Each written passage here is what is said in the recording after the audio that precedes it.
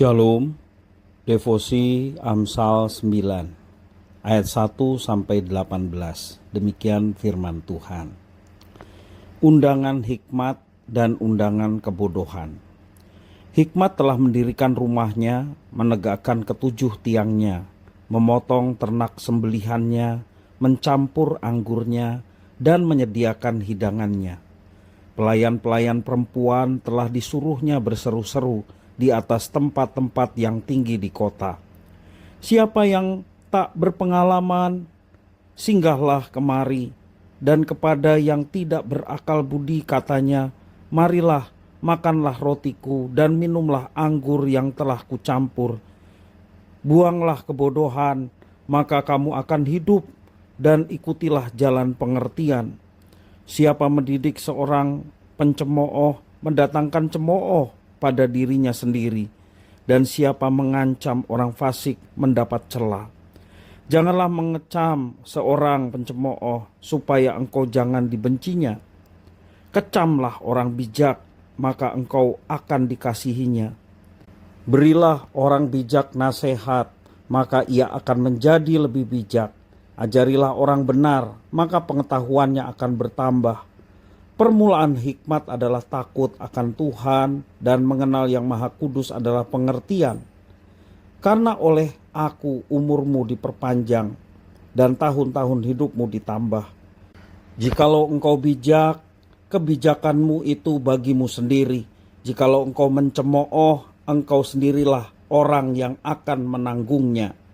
Perempuan bebal cerewet sangat tidak berpengalaman ia, dan tidak tahu malu. Ia duduk di depan pintu rumahnya, di atas kursi, di tempat-tempat yang tinggi di kota. Dan orang-orang yang berlalu di jalan, yang lurus jalannya diundangnya dengan kata-kata, siapa yang tidak berpengalaman, singgahlah kemari.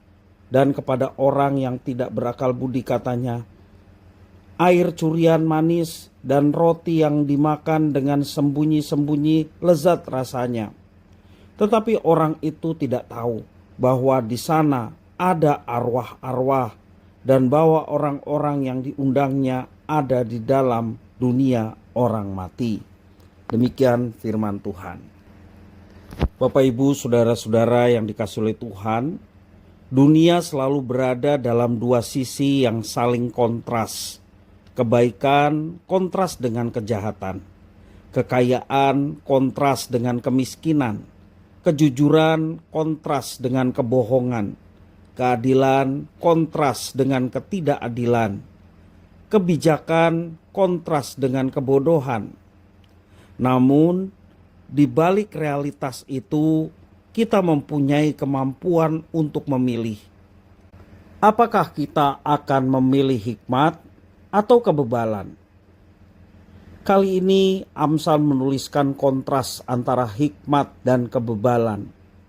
Perempuan hikmat membangun rumah dengan baik, sedangkan perempuan bebal tidak tahu malu dan tidak berpengalaman. Perempuan hikmat menyiapkan bahan makanan sendiri, sedangkan perempuan bebal menyajikan makanan curian. Perempuan hikmat memberikan hidup, sedangkan perempuan bebal membawa kepada kematian. Perempuan bebal tidak menyukai nasihat, mencela pemberi nasihat, bahkan membenci sang pemberi nasihat.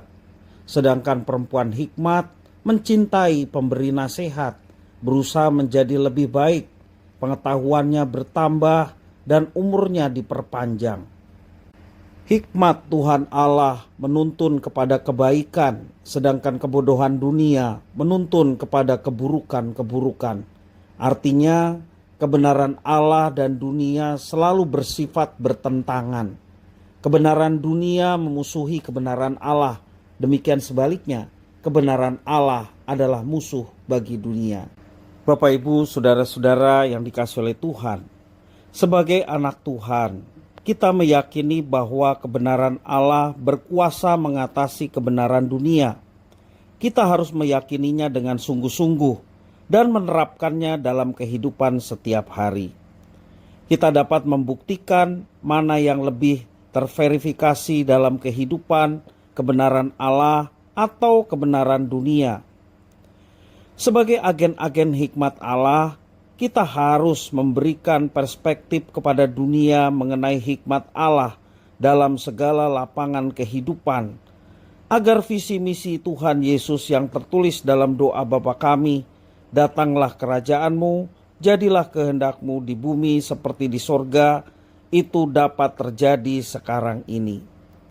Kita meyakini hikmat Tuhan Allah pasti menjadikan segala sesuatu lebih baik dan lebih indah.